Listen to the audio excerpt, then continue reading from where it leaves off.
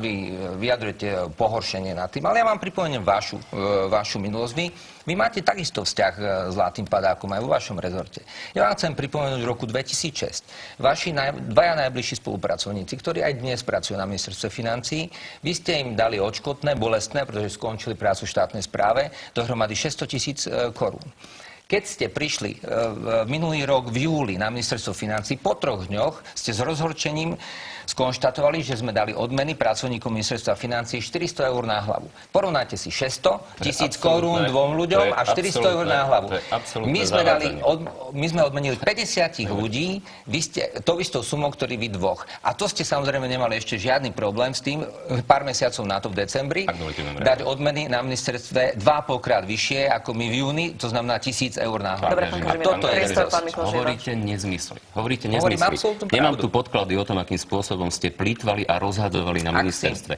Na všetko, na čo sme len siahli. Nezabudnite. Vy za jednu lyžičku ste schopní zaplatiť 1,8 eur, ktoré stojí 50 centov. Na všetko možno, na papieri.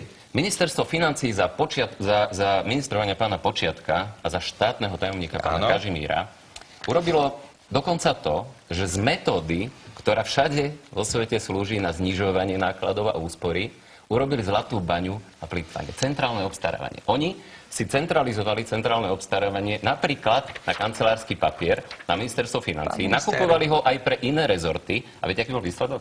Že centrálne ho nakupovali drahšie, ako ho predtým nakupovali rezorty. Čiže pán Kažimír... Pán Kažimír, toho príkladu, čo povedal pán Kažimír, alebo je tu priestor, aby ste na to zareagovali. Reagujte na odstúpenie dvoch najbližších spolupracovníkov. Je to nezmysel. Ja vám poviem, ak vy mi rozprávate o plýtvaní, ak vy mi... To je pre mňa taká nehoráznosť, pán kolega, že čo sa týka zamestnanosti na ministerstve financií, čo sa týka rozdávania odmien, ja tu teraz nemám podklady. Pretože vytiahne pán Kažimír tému, ktorá s tým absolútne nesúvisí. Ja nemám podklady, aby som na to reagoval, ale ja si ich kľudne donesiem o tom, ako sa odmeňovalo za ministra Počiatka. Pár ľudí, ktorí boli najbližší jemu a štátnemu tajomníkovi, inkasovali viac ako 50% odmien. Nehovoriac o peniazoch, ktoré ste dávali na školenia, mediálne tréningy, ktoré mali slúžiť všetkým zamestnancom, slúžili pánovi ministrovi Počiatkovi a pánovi štátnemu tajomníkovi Kažimírovi. Ale ja by som vás chcel vyzvať, aby sme sa vrátili k téme, pretože ak sa budeme baviť o miere korupcie za vlády Roberta Fica a za vlády Mikuláša Dzurindu, čo tu otvára teraz pán Kažimír, nech sa páči. Nech sa páči, rekordné úrovne, nikde na svete nerastla korupcia tak, ako rástla za vlády Roberta Fica na Slovensku. Minister, kedy zverejníte zmluvy z čias vášho pôsobenia? To znamená roky 2002 až 2006. A oni sa pripravujú, celé mesiace sa pripravujú. No tak ako keď ich zverejníme, určite sa ako potešíme a budeme mať ako informácie aj o vašom pôsobení.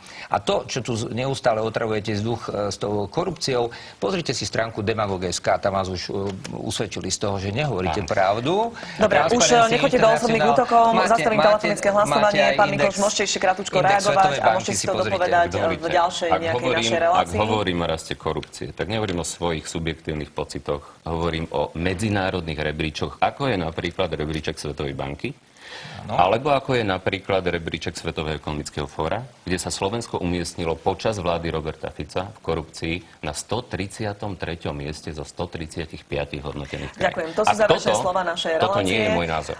Tu sú výsledky 6795, pán Kažimír 3999, pán Mikloš. Nech sa páči, som veľmi rada, že ste prijali pozvanie. Do našej relácie bola dynamická, až tak trošku veľmi rýchla. Verím, že príjmete pozvanie aj na budúca. Peknú nedeľu vám, pani, ešte želám. Zostaňte potom aj na otázky, ktoré nám posielali televízni diváci na web. Vám veľmi pekne ďakujem za pozornosť.